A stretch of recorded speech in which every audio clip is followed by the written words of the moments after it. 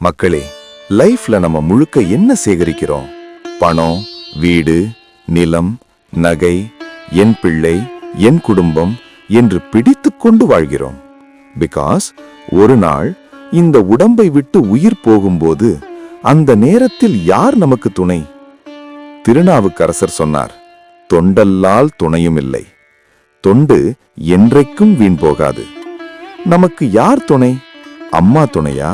அப்பா துணையா? பிள்ளைகள் துணையா? சொத்து துணையாக வருமா?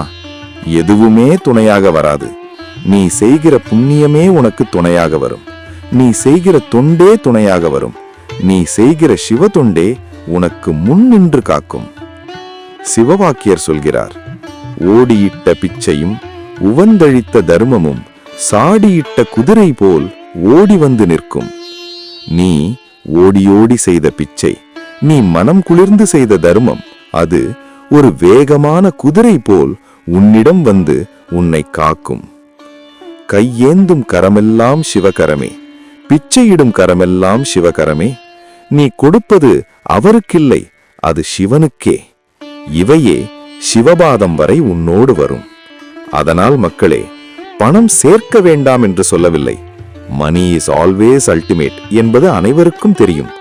ஆனால் புண்ணியம் சேர்க்க மறந்து விடாதீர்கள்.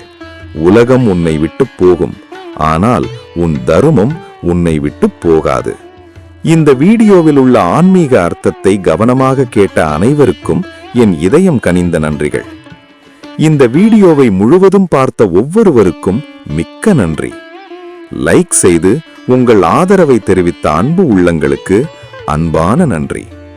சப்ஸ்கிரைப் செய்து இந்த சேவையை தொடர உற்சாகம் அளித்த உங்கள் எல்லாருக்கும் என் மனமார்ந்த நன்றிகள். உங்கள் ஆதரவே இந்த ஆன்மீக பயணத்தின் சக்தி. இன்னும் பல கருத்துக்களுடன் அடுத்த வீடியோவில் மீண்டும் சந்திப்போம். நமச்சிவாய வாழ்க, நமச்சிவாய வாழ்க, நமச்சிவாய வாழ்க.